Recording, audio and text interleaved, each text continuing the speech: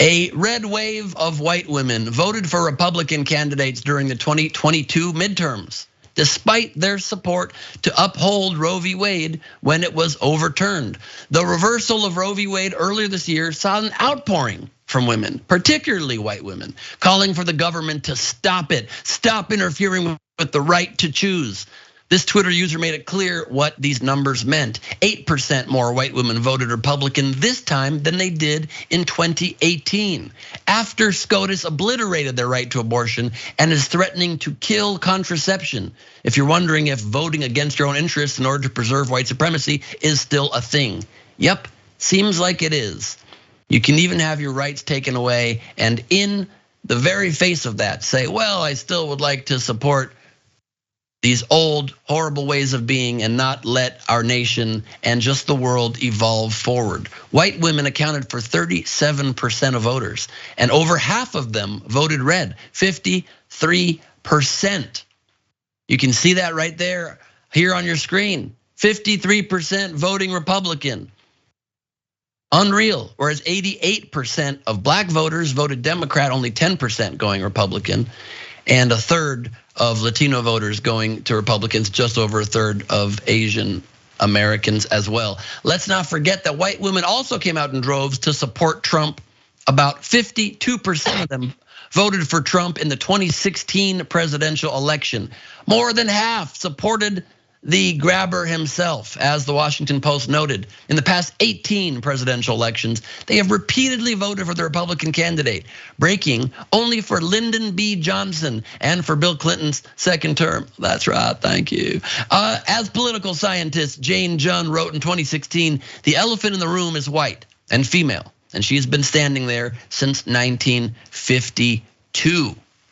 What we also know is that the red wave was stopped by a levy of young Democrats. This Twitter user urged Americans to thank voters.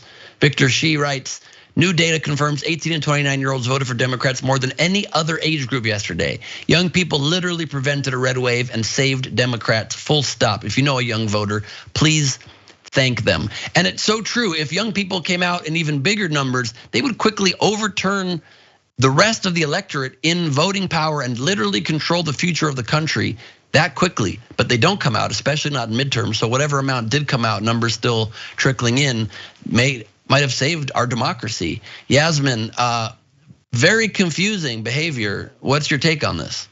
Yeah, so this reminds me of Liz Lemon on 30 Rock, and I had rewatched this show during the pandemic, and there was a scene where she was confessing to all of the worst things about herself, and one of the things she mentioned was that she tells people she's gonna vote for Obama, but she's probably going to vote for McCain. And even though I was watching it years after that election, it was like, like flames on the side of my face kind of thing, And it's sad because it's one of those things that I think a lot of non-white women wonder about, but there's no way to really know what goes on in someone's head or in their voting booths. And there was that tidbit that you mentioned that went viral when Trump was elected, that white women were largely responsible for his win.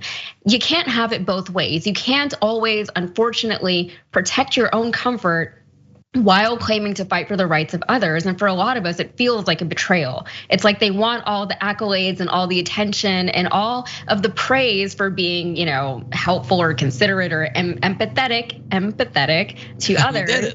I did it, yeah. But at the same time, you have to back it up, right? You have to vote with your cause. You have to put your action behind your words, and they don't do that. It's so true, and you also have to prioritize. You have to figure out.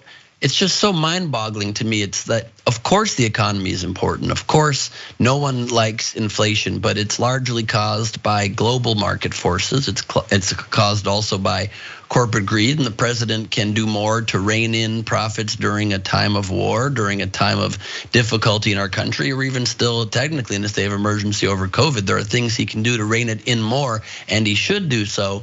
But I don't understand how they don't prioritize higher than that their own human rights, and maybe equal to that, having a democracy in which they'll have the right to vote for all of their rights moving forward, for all of our rights. Yeah, I just don't think it's real for them the way that it is for a lot of us. I think that, a lot of them, I don't mean to generalize, but I mean, I have seen stats about this, but they do tend to self isolate within their neighborhoods, within their communities, within their church groups, things like that. So a lot of the problems of the world are kind of outside of that bubble. And so the reality of it just isn't there for them. The tangibility of it isn't as much there for them. And then, of course, in order to give more rights to somebody else, some people equate that to mean that I would have to give up some of my own rights, which isn't necessarily true. It's based in fear. It's not really based in reality, but I think that that's partly part of the what drives them to vote that way. It's true, but you're right. It's so erroneous. Rights are not in not limited a zero supply. sum game, you know? It's not a zero sum game. You don't pull rights from one group to give them to another. Rights it's not an actual tangible product. It's just something you can give freely. It costs you nothing, and it makes a more harmonious society. It's similar even to what you're saying about Karens. It's easier to be kind. It's easier on you to back up. It's easier to support rights for everyone because you have less fights. Even if you don't want rights for everyone, it creates less disharmony in the country. It creates less tumult, and you should want that. Even if you don't want rights for other groups, you should want those groups to not be angry all the time at not having rights, and that alone should serve your self-interest.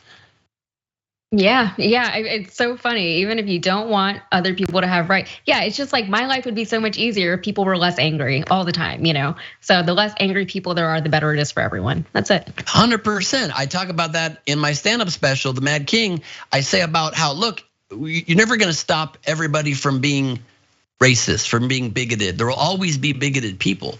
So you just need to explain to them your bigotry. Keep it within your own family at your own bitter Thanksgiving dinner and have a sad meal together. But don't try to take away rights from groups of people, because what happens when you do that is it just makes life more difficult even for them. How important could it be to stop someone from using the bathroom they want or have a right to vote? Live and let live. Yeah, it sounds exhausting to always be fighting that battle too. You don't need to be fighting that battle. We all have our own battles, internal, external. We got a lot to deal with. It's enough. I don't know why you're making more problems for yourself, True.